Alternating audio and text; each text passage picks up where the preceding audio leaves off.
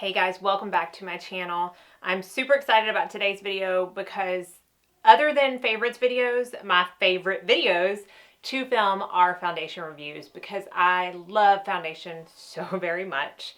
It is just my very favorite makeup product.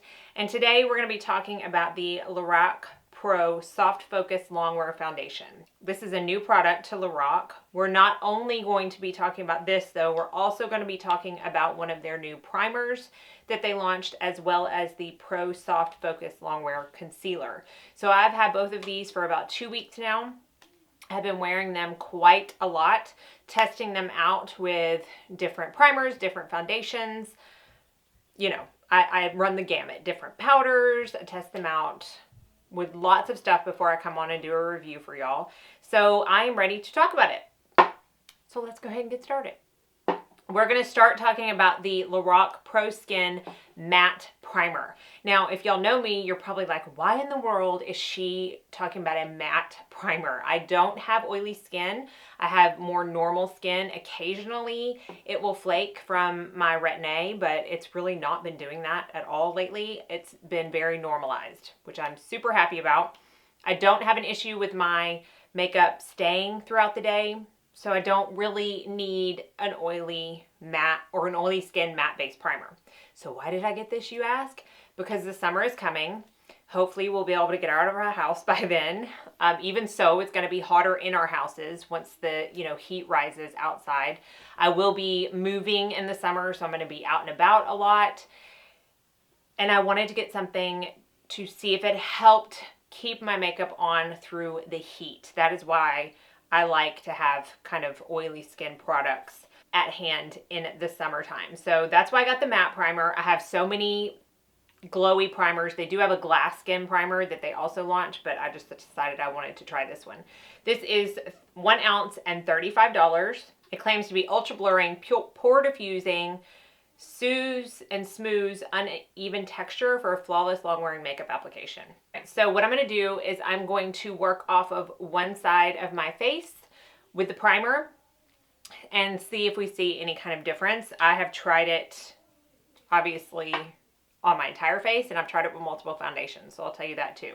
This is a very silicone-based primer. At first, it looks and kind of feels like the Smashbox primer, you know, the OG original Smashbox primer. It feels a little bit different, so I'm going to put the primer on this side of my face. It's a little bit thicker. I don't mind silicone-based products. I don't think silicone is the devil like a lot of people tend to think. But obviously, if you are sensitive to like dimethicone or silicones, you're going to want to steer clear of this. I don't have any issues with it, so it doesn't cause me to not use products with silicone in it. So I'm just putting a light layer. Like I pumped out one pump, which is what I use for my entire face, but I'm only using half of it since we're only putting on half of my face. Little math lesson there.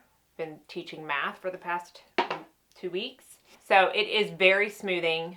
It's lightweight feeling to me. Some people think dimethicone and silicone-based products are a little heavy. I don't feel that way. So just, if you can see, it did mattify this side of my face. So I'm using an SPF today that's a little bit dewier. I've had it on for probably hours by now, hour and a half. But it's still, you can still see a little bit of a shine on this side of my face, where on this side, it did kind of matte down that shine some. So let's go into the foundation. Now, I am also going to be reviewing the concealer. I want to show y'all the concealer on top of a corrector on one eye and not on top of a corrector on the other eye. So I'm going to take the new Fit Glow Beauty corrector in Peach, and I'm just going to put it under this eye just a little bit. And we're going to see how good of a coverage the concealer has. I always get asked about brushes that I use under my eyes. So this is the Real Techniques Base Shadow Brush. Okay, so I just patted that in. So I've corrected this side and not this side. Let's go into the foundation. This foundation has been on the Ulta website for probably about a month now. I waited quite a while to order it because Finding a color match was near impossible. Even on the Lorac site, there was just numbers for these foundations. There weren't even names. There was no description of the colors, nothing to help me decide what I need to use. And because it was so new, I couldn't even find swatches online. It was not fun. So I messaged Lorac, and they said they were working on getting color explanations for Ulta's website. So I waited until that happened. So this is $38. It comes in 1 fluid ounce. I really like the packaging. It's very slim. It's very compact. It's really just sleek. Like, there's no bells and whistles. You can see the color of the product in this little window here, which I appreciate. There are 25 shades, and I got the shade 7 Light, which on Ulta's website is described as light with neutral undertones. I'm going to say this is more light to medium with neutral undertones. This claims to be a long-wear foundation, soft matte finish with a buildable medium to full coverage. Silk-like texture, lightweight, spherical powders deliver excellent slip and keep skin shine-free. Water resistant, suitable for all skin types. It has vitamin C and sodium hyaluronate, which is hyaluronic acid, to help preserve skin's elasticity. Complex of watermelon, apple, and lentil fruit extract, so be aware if you are allergic to any of those. Oil-free, fragrance-free, and vegan. I take 1 pump. You can see the color and see how it's a little bit runny, so it's a little bit of a thinner texture. And this is one foundation that I prefer to use with a beauty sponge. I felt like because of the texture of it, it's a little bit serum-y almost, and it reminds me of the texture of some serum foundations that I've used in the past. I felt when I used it with a brush, it got a little streaky. So I feel like when I use, this is my e.l.f. beauty sponge, when I use this and just tap it in, it works perfectly. So you can see how fast, while I was talking, that blended out. Super fast, good coverage. I see like a touch of my redness. I don't even know if it's gonna come across on camera. And now let's work on this side that has the primer. I'm not putting very much at all. Again, I just used 1 pump, and it is just blending out so quick. So easy. It's covering up my healing bruise on my nose fairly fast. I do believe it is a medium to full coverage. I mean, that covered up my redness quick. I'm going to put a little bit up on my forehead. I don't need coverage on my forehead, but I do want it to be the same color. So I'm just kind of evening out the skin tone. And then I'll put a little bit down my neck. This is a really good color match for me. So I don't need to blend down a ton, just whatever I have left on my hand. And that's what's left on my hand. So that was truly 1 pump of product. All right, I'm going to pull you in and see if we can see any difference. This is the primer side. And then this is the non-primer side. First of all, you can see the finish of the foundation in general. I do find that it is more of a satin matte. I don't find that it's flat at all. And I do find, looking straight on, my pores look a little bit better on this side than they do on this side, but I don't find it to be a huge noticeable difference. That is the foundation. I love how lightweight this foundation is and how quick it was to blend out.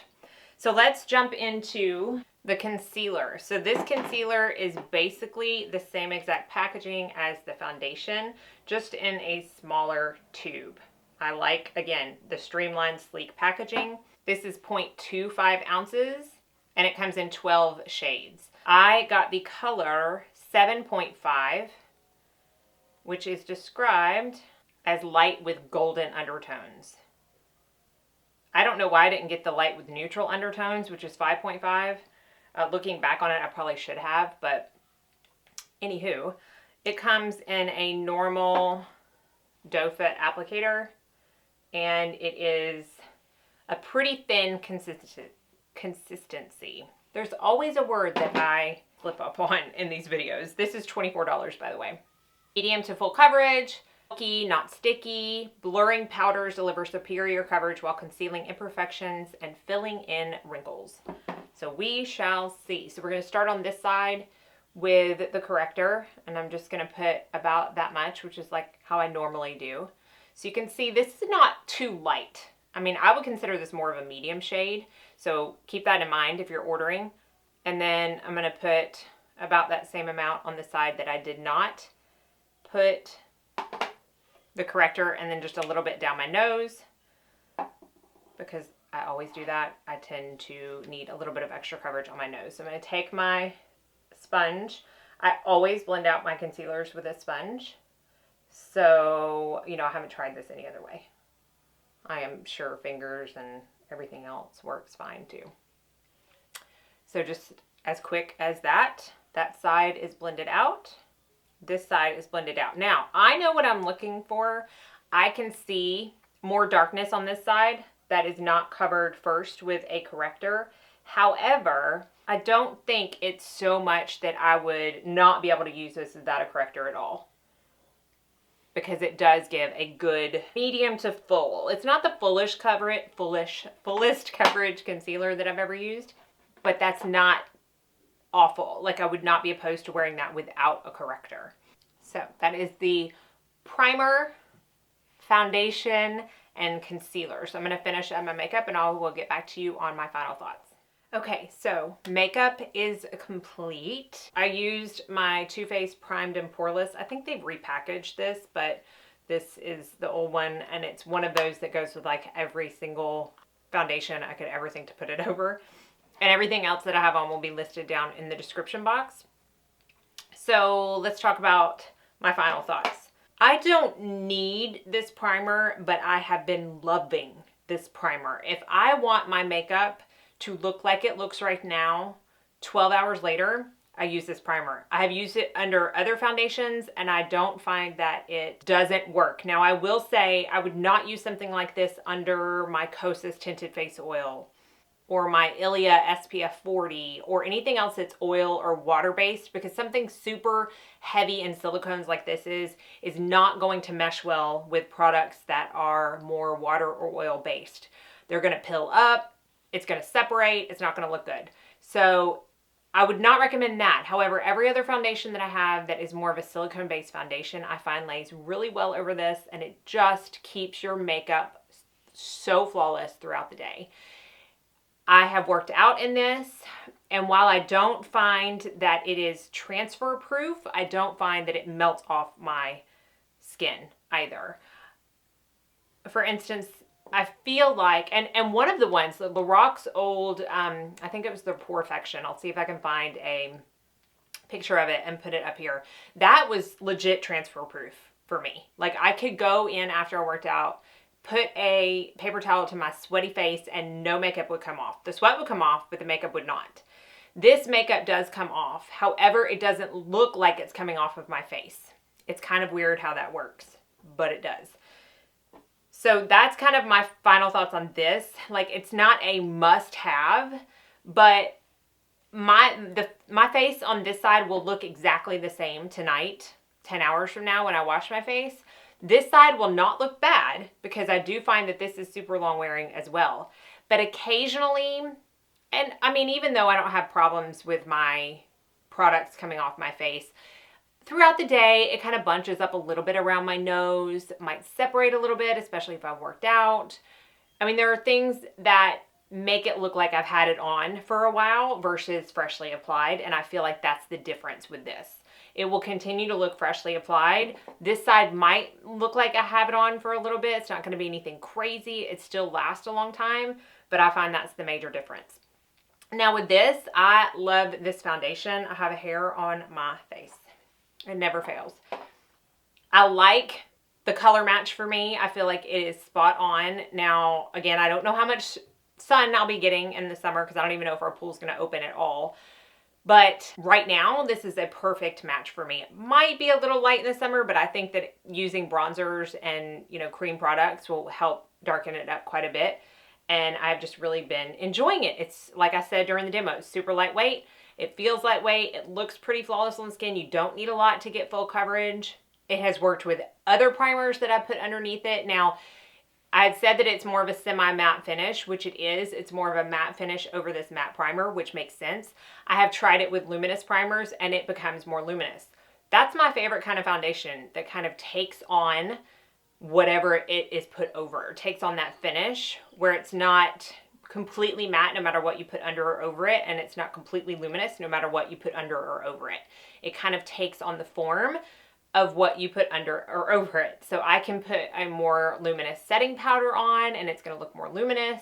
I can use a luminous primer. It's going to look more luminous. Like it just, you can manipulate it in many ways, which I absolutely love.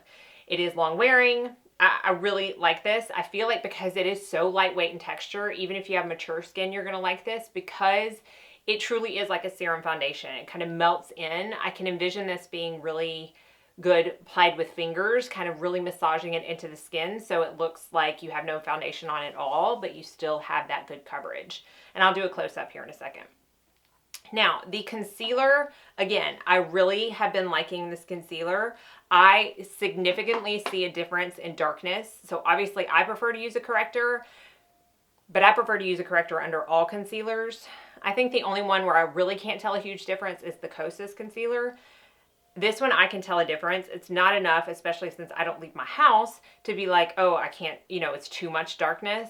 But I do prefer to use a corrector under it. I do think they run a little bit dark, so keep that in mind if you are ordering online, which I think we all are doing right now. I'll kind of do a close-up. So you can still see some darkness here because, well, I hit my nose really bad and I think it bruised a little bit under my eyes, and I have really bad darkness anyways, but I do feel like the darkness is coming through a little bit more on this side.